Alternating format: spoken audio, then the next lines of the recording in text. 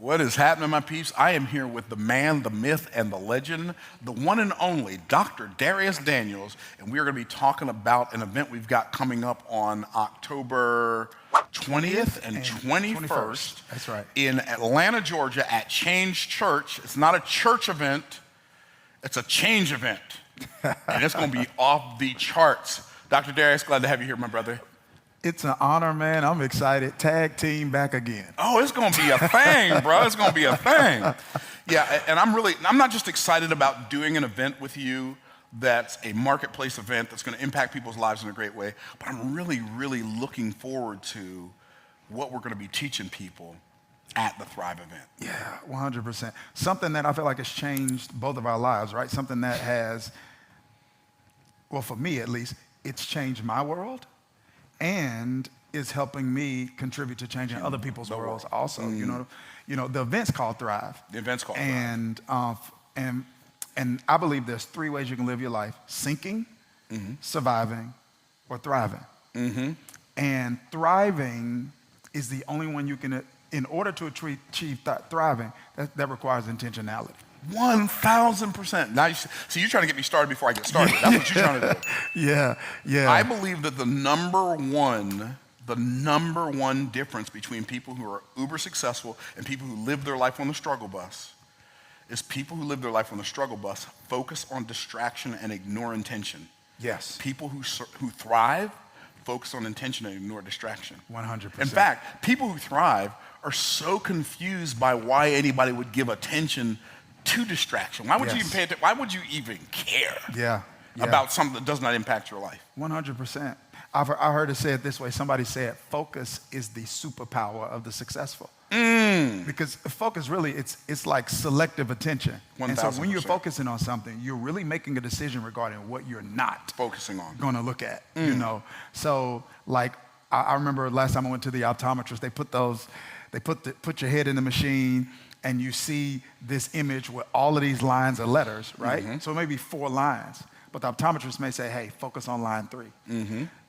At the very same time she's telling me to look at something, line 3, she's telling me not to look at line 1, 2, and 4.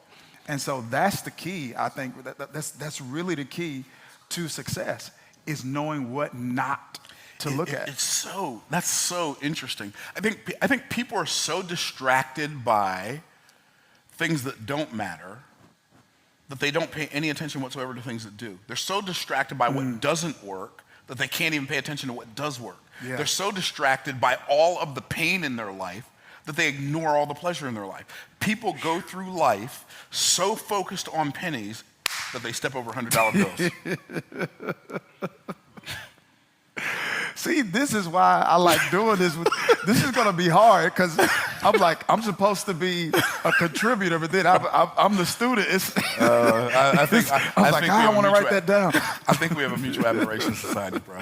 But no, it's so key. And I think when we're talking about intention and intentionality, like when it comes to this idea of thriving, one of the things that we're going to be talking about at the event is what we need to be intentional about. You know? Come on, because you don't change your life by changing your life. You change your life by changing the things that change your life. Ooh, I saw what you did there. I saw what you did. So it's like, I need to change my life. That's overwhelming. That's dubious. That's ambiguous. It's like, what do you mean by that? But if I change the things that change my life, I change my life. So 1,000. I don't thrive by trying to thrive. I thrive by doing the things that create a thriving life. And that requires some intentionality, and it requires, I think, some intentionality in a key areas. All areas in your life are not equally impactful. Come on here. And we're going to be talking about one during Thrive. We're going all in on this. We're going all in. Because it's the one thing to change everything. It changes everything. It's the one thing that is the thing of things. And I know they're probably wondering, well, are you going to tell us what it is? Eventually. We're going to tell you one of these. No, we're going to be sharing with y'all about the power of intentional communication. Communication is everything. As Tony Robbins said, the quality of your life in direct proportion to the quality of your communication. But communication or content, not just communication, but the content that you create. Yes. The content that you create creates the context of your life. Yes. That's huge. You said something, you say more stuff on accident than I say on purpose, number one. You say such good stuff. Somebody even in the studio had to remind you of something that you said. That was one of the greatest things that I ever heard, but you forgot you said it. And I just want you to say it again, you know, because I want them to hear what I heard. Mm-hmm. And that is something, it's Genesis 1. Because people think content creation. Mm-hmm. I think people underemphasize how important it is. You said, according to Genesis 1, God is a content creator. Well, God is first and foremost a content creator. Genesis 1:1 in English says, in the beginning God created the heaven and the earth. In Hebrew, it has a word in Hebrew that's not there in English because there's no English equivalent. Mm-hmm. In Hebrew it says, Bereshit bara Elohim et. I'm going to come back to et in a minute. Bereshit bara Elohim et hashamayim va'eret. So et is in there twice. What is et? Et is the Aleph Tav. Aleph is the first letter of the Hebrew alphabet. Tav is the last letter. So in the beginning, God created the Aleph Tav. And with the Aleph Tav, he created earth. So in the beginning, God created with the Aleph Tav heaven, and with the Aleph Tav, he created earth. Mm-hmm. So with the word, Aleph Tav are the letters of the alphabet with which we create words. Mm-hmm. Letters are the building blocks of words. Words are the building blocks of communication. Yeah. Communication is the building block of everything. That's why it says in John chapter 1, in the beginning was the Word, and the Word was God, and the Word was with God. The same was in the beginning with God. All things were made by him, and without him was not anything made that was made. Everything that when God created everything out of nothing, he used content both as the tools and the building blocks to do it. He made us in his image. God created 3 categories in creation. He created creation, the stars, the moon, the sun, the trees, the grass, the water. He created creatures, the dogs, the chimpanzees, the alligators, and the giraffes. And he created creators, or if you like, creatives. That's man in his own image. The creatives that he created, the creators that he created, are the only thing that he created that he gave language to. Mm-hmm. He gave us the gift of content creation potential. Yes. Now we have to go do something with that potential. That's right. And when we do something with that potential, what we do with that content is going to determine the quality of our lives. Do not make the mistake of thinking that God needs content and you don't need it. Because if you think that, you are confused. You can't thrive. No, sir. Without it. No, not possible. Yeah.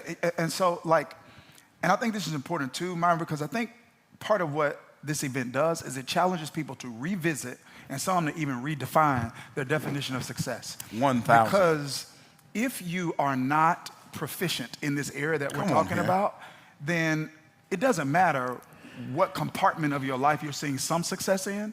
You're not experiencing success the way you could experience it. 1,000. If you add this component, right? 1,000. And I'll give a very practical example. I remember one time there was this, and I want to be very tactful here, but I remember one time there was this person that I knew who I knew of the person, didn't know, but they were releasing a book, right? And I saw them interviewing about the book because I knew of the person and I wanted to support them about the book. But the way they talked about the book, if I didn't know them, I don't know if I'd buy it. When I actually read the book, it was a really, really good book that helped me in some tremendous areas. But I would have missed out on something that impacted my life. Not because the book wasn't good. They didn't talk about it good. So, go ahead. So as successful, quote unquote, as they were, it could have been many multiples more. Exponentially, they could have reached more people, changed other people's world, could have made more resources, changed their world, if they understood the importance of improving this skill. That's so fascinating that you say that. I remember, so one of the things when I used to be broke, I was broke as a joke. I mean, I was so poor. I was pitiful poor. People say, what's pitiful poor? That's when you're so poor. Poor people feel sorry for you. And I remember when I was poor, and I remember listening to personal development tapes. And one of the personal development tapes that I had, that I listened to in my car all the time, was by Jim Rohn. It was called The Day That Changes Your Life. And one of the things that Jim Rohn said that impacted my life in a great way, he said, you have to have something good to say, and you have to say it well. And so many people, first of all, they don't even have anything good to say because their mind is only full of lyrics of music, lyrics of songs, lines from movies, and stuff they've read in magazines. Yeah. They've not read a book since Shep was a pup. Yeah. They've not filled their mind with anything that can make their life better. And so they don't have anything good to say. And then we have a bunch of people who have a lot of good stuff to say. They're just so terrible at saying it. Yeah. They tear the message up so bad getting it out that they unfortunately conceal the greatness and the truth that they know because they're not good at communicating it. Yeah, to me, it is, like I said, it's the one thing that changes everything because there's 1,000. no area of your life that is not impacted directly or indirectly by this skill, whether it's your, you mentioned this earlier, your spiritual relationship, that's communication with God, your internal conversations that you have with you, your external conversations that you have with other people, and especially if you're doing any sort of knowledgepreneurship, that means that there's something in your head that can add value to other people and create a stream of income for you. The only way you can get it from here to their head and their heart is through communication. Got to come out your mouth. Yeah, and so all of the experiences that people have had, all of the education that they got, all of the insights that they got, all of the expertise that they got is of no value if they can't communicate 1,000. that value in an effective way. And there are so many people who are watching right now who have something great in them, but either they don't know how to communicate it, because just because it's in you don't mean, just because you know something doesn't mean you know how to tell somebody else what that thing is. That's right. Just because you know how to do something doesn't mean you know how to teach somebody else how to do that thing. Yeah. Or they lack the confidence in who they are to put the message out into the world because they're too afraid of what they think other people will think about them, which is not the same as being afraid of what other people think about you. Yes. Because what you think they're going to think about you and what they're going to think about you are not necessarily the same thing. And so what they do, instead of putting their content out into the world for it to make the impact and the splash that it can make, they keep all of their content to themselves. And as Del Toro says, they take their greatness to the grave with them. And see, what we got to do, your ability to communicate your content is what's going to give you the ability, as Del Toro McNeil said in his book, to rob the grave of its greatness. Yeah. You know, something I think I'm really excited about, I'm excited about a lot with this, honestly. I'm excited about it. It's going to change people's lives. Yeah. They don't even, it's going to change their lives so much when it's over, they're going to look in the mirror, they ain't even going to recognize themselves. Yeah, this is going to be something significant. I'm just telling you. It's going to be world changing. And one of the things that I really appreciate about this event is this. There is there's a plethora of conversations about communication, but not a lot about how to create quality content 1,000%. that you're actually going to communicate. 1,000%. And so when you look at least what is happening in terms of the lives you're impacting and the lives I am impacting, it is largely because of this concept, this skill of content creation. And you and I were talking earlier, and one of the things that I was saying is there are time to time people may say something to me like, oh, you know, you're gifted. And to a degree, I appreciate that because everything we have is a gift from God. 1,000%. But I think very often when people are saying that, they're letting themselves off the hook. Because what they're saying is, I got something they don't. Right. And they hadn't asked me what I did to get to where I am. Come on now. And it's like, you might think I got some juice you don't have, when the truth of the matter is, I'm just doing some stuff you hadn't done. That part right there. And I want them to be at Thrive so that I can share with them 1,000. the things that I'm doing in private to get the results that you're seeing in public. So good. So something you probably don't know about me, and my kids always make fun of me when I say this, but that's okay. That's what kids are for, to make fun of you, keep you humble, right? So I am a natural introvert. I operate as an extrovert. Got it. So I'm like naturally an introvert, but I think the same thing is probably true about you if I remember correctly. Oh yes, I'm naturally an introvert, and I don't know. I don't know if I operate as an extrovert. I'm not even going that far. It's like I do what I gotta do. Right, you know? right, that part. And if I'm in a space that's my space, and I'm responsible for the energy in that space, Yeah. I can operate as an extrovert. Yeah, that's right. But if I go to somebody else's space, I am just as content sitting on the corner of the back row, learning as much as I can and keeping my mouth closed. Yeah. Like extroverts feel like most extroverts that I know, they think by talking, right? They think with their That's mouth. right. And I don't mean that in a bad way. Yeah. I'm just saying, like, they have to verbalize to conceptualize. Sure. I can conceptualize without verbalizing. That's right. Right?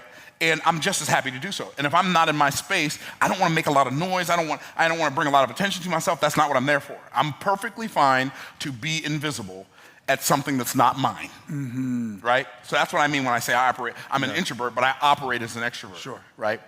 And somebody asks me something, I'm not going to hide what I know because I'm an introvert. Sure. Right? So I remember I was in the 6th grade, right here in Tampa, walking down the street with my dad. He came across a friend that he knew from his childhood. Her name was Mary. This was such a traumatic experience for me. I'm 12 years old. Okay. And I hated my name growing up. Hated it. All my brothers have, quote, normal names. Jeff, Mike, Dwayne, Derek, and Mark. And I'm Myron. That's how my name sounded to me when I was a kid. Myron. It didn't sound like Myron. It sounded like Myron, right? Okay. And my dad said, son, this is my friend Mary. We grew up together. Mary, this is my son.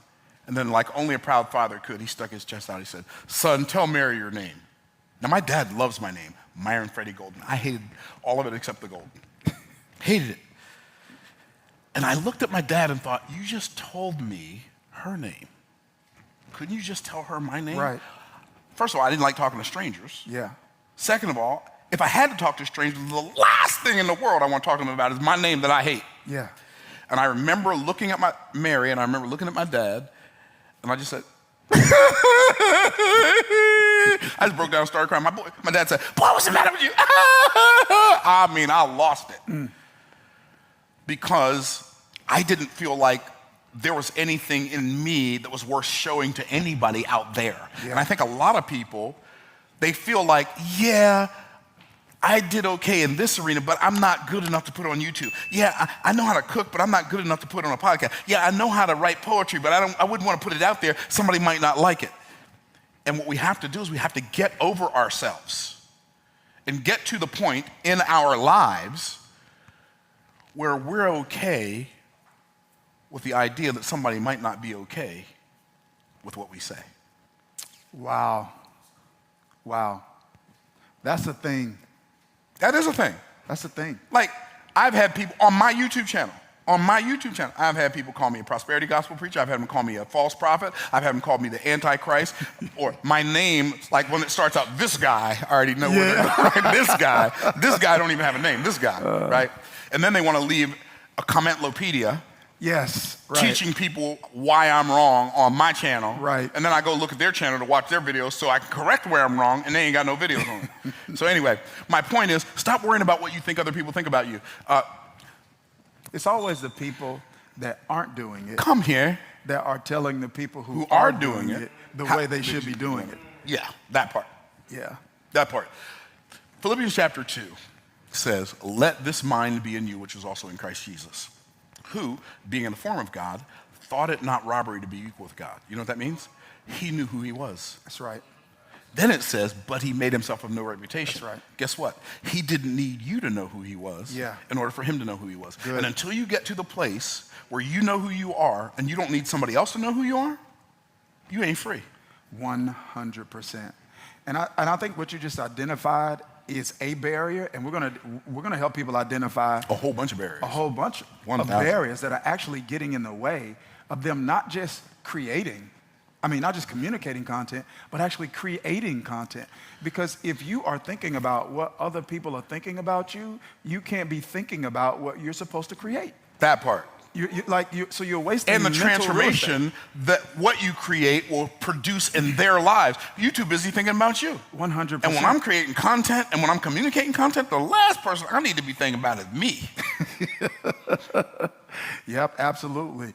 I just think, go ahead. You're a pastor. I don't know if you've ever had that. I used to be a senior pastor at a church. I had guys in my church who had been to seminary. When I first went there, that was so intimidating to me. Okay. Because I didn't go to seminary. Right. I just been studying the Bible. These guys been to seminary, I don't want to say that. And you know what I realized? Wait a minute. If their seminary taught them that much, they be the pastor. I need to just go ahead and teach people what God showed me and let the chips fall where they may. That's right. So That's right. That is also a thing. Like, in terms of people's ability to create and to communicate the content, very often they are assuming that being credible, whatever that means. yeah, whatever that means, Right. right? That being credible or being qualified looks Certified. a certain way. Yeah, looks a certain way. Right. When the truth of the matter is that they've got some experiences, they've got some insight, and they got some expertise that they've gotten not from a university. Come but on from now. the school of hard knocks. Come here. They got it experientially Come here. that they can give to others. I put it this way. I feel like you have a moral obligation to help some people go to the school you went to, life school, without having to pay tuition. Come on, bruh. I already paid. I learned the lessons. I made the mistakes. I lost the time. I lost the money. I had the heartbreak. Come here. Now what I want to do is I want to share that with you so that you don't have to pay that same price to learn what I learned. You Real can get the talk. learning, Real talk. but I paid the price of tuition. And I feel like this is what so many people should be doing, or Myron, what some people who are already doing it, and they also need to come to Thrive, who are called to do it at a higher level. 1,000%. I'm creating content. Okay, who are you reaching? That part. How many are you reaching? How broad is your reach? And this is not just about people who are starting. This is about people who are trying to scale their influence and their impact and their income by reaching more people and by reaching a broader audience through various platforms. 1,000. It's so fascinating. Content is good for everybody. Like, people say, all I know how to do is cook. You can't make any money cooking. Well, you can if you turn cooking into content like Rachel Ray did. Facts. Make way more money. Way more money. All I know how to do is keep house, and I know how to sew, and I know how to cook, and I know how to keep my house clean, I know how to decorate. You can't make no money doing that unless you turn the camera on like Martha Stewart did, right? See, what people don't realize, you can turn your life into content. Your life is already content. All you have to do is let the content show up so it can show out for you. If somebody would have told me, bro, I'm sorry, Dr. Bro. If somebody would have told me when I first started becoming intentional on YouTube, a little over a year ago, April 1st, 2022, I started doing a video a week, then 2 videos a week. If somebody would have told me, a year and a half from now, you're gonna have almost 500,000 subscribers on YouTube. I said, what are you talking about? There's no universe in which that can happen. Yeah. Our reach is so much bigger than I could have conceptualized. It doesn't matter if you own a car dealership, if you own an insurance agency, if you have a restaurant, if you're pastoring a church, if you run a charter school. Turn the camera on, create some content, and let content do for you what only content can do for you. That is strong. And we were talking about this earlier. I want to go back to your YouTube piece. Okay. Because one of the things that we were talking about earlier is this. It was like all of this value is on the inside of your head. Right. And all of these people, myself included, would be hard pressed to get it if you hadn't. The only thing you had to do was just do it. Like take the step. Turn the camera on, turn it into content. But here's what people I think will assume, and this is a limiting belief that lets them 100%. off the hook. Right. They'll say, Myron's gifted, Myron's a genius, so that's why Myron's YouTube has blown up the way that it's blown up. When what they don't know is that, yes, Myron's gifted, Myron's a genius, but Myron has got coached by some of the best in the business on YouTube strategies. Myron has a very thorough YouTube strategy. Myron is working that YouTube strategy. And I'm hyper intentional about it. And Myron is leveraging that YouTube strategy to funnel people into other programs where he's able to change their life. And so it's like the Peter Jesus analogy.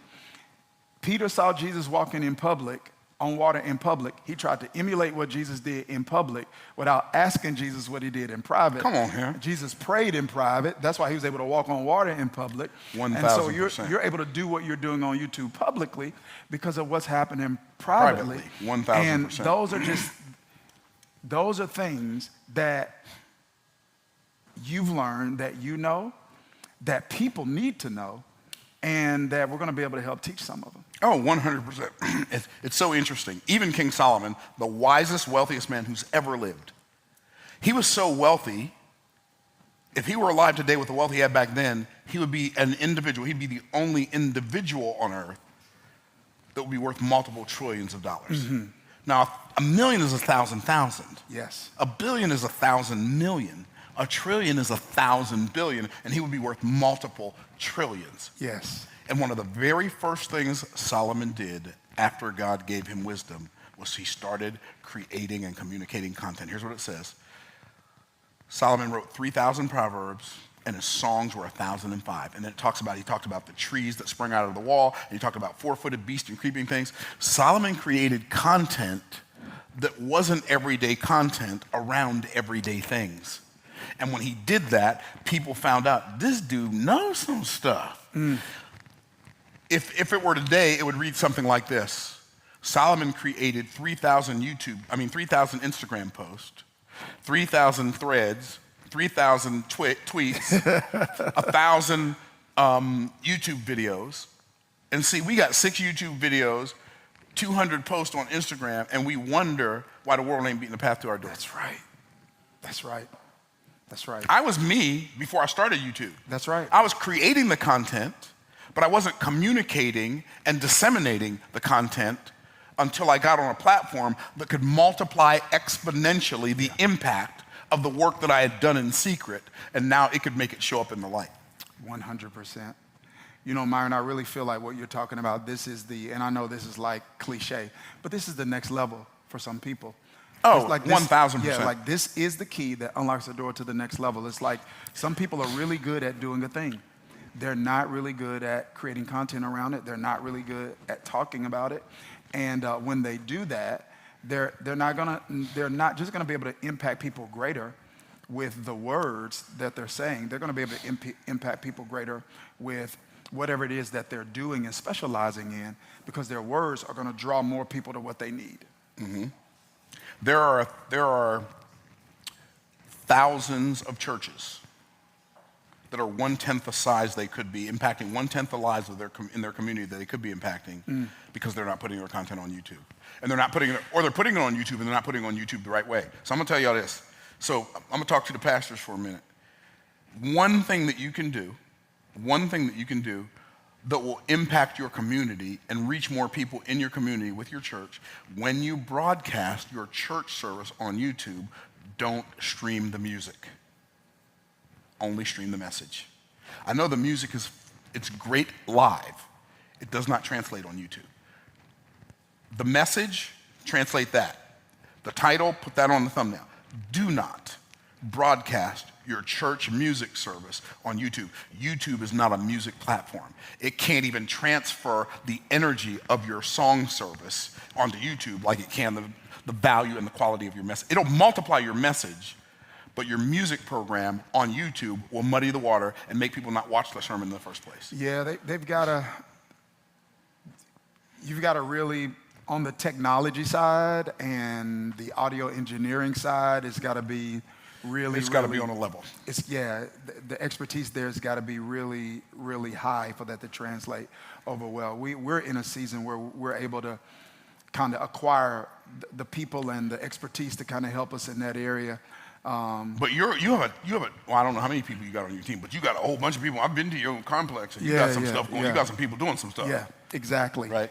Yeah. No, that's so If you sell insurance, start putting out YouTube videos on financial literacy. If you sell cars, teach people how to buy cars without getting taken advantage of. Yeah. Turn everything into content that serves people. If you want to be great in any arena of your life, So good. figure out how to create content that serves the largest number of people in the shortest possible period of time, and you will be the GOAT, even if you're not good. Yeah. Man, listen, I can't. We hosting the conference, and I'm ready to go. Me too, bro. Me too. I'm like, this gonna be off the charts. Yeah, it is. It's gonna be another level. It is. And I really think it's going to help people thrive. Like, this is the one thing that can literally change everything in a person's life. I was listening to a rabbi. I like to study Hebrew culture because the Bible is a Hebrew-oriented book. It's like originated book. I heard a rabbi say there are exactly 92 individual non-alloy elements on the periodic table of elements. Okay? Okay. In Genesis chapter 1, God used exactly 92 unique Hebrew words to create everything out of nothing. That's the power of content. What more needs to be said? You got to register. So, Doc, give us the details, because this event's about to sell out. So give us the details of where folks can go to register for the Thrive event, and they better do it quick, because if they don't, heaven help them. All right, so they can go to Thrive23, the word Thrive, the number 23.live, and they can register there. Now, I'm advising people to get into VIP. VIP is literally almost sold out. And so, but if you can't get in VIP, get in the room. It's going to be 2 days Of this. of this right here. It's me and Myron. That is it. And we're unloading everything that we can in 2 days. And so each day starts at 9 a.m. and we're going to download and unload all day Friday, all day Saturday, so that when you leave, we want you to have a headache. Come on now. Come on now. From the information and transformation that you receive. So Thrive23.live and register today. Seats are going to be sold out soon. We hope to see you there. Register. There's going to be a link in the description of this video. Get yourself a ticket. It's almost sold out. We only have room for 1,200 and something. Yep. And already over 1,000 tickets sold. So we got like a couple hundred more seats. Like, literally, I'd be shocked. I'll be shocked within an hour of this video releasing if it's not sold out. Because there are a lot of people who did not even know Thrive was an event coming up next week. 100%. Right? So it's about to be on and popping. Like, miss your own birthday party if you have to. Miss your wedding reception, but don't miss Thrive. Yep. It's going to be great. Look forward to it. I'm looking forward to it too, Doc. Appreciate you, brother. Appreciate you.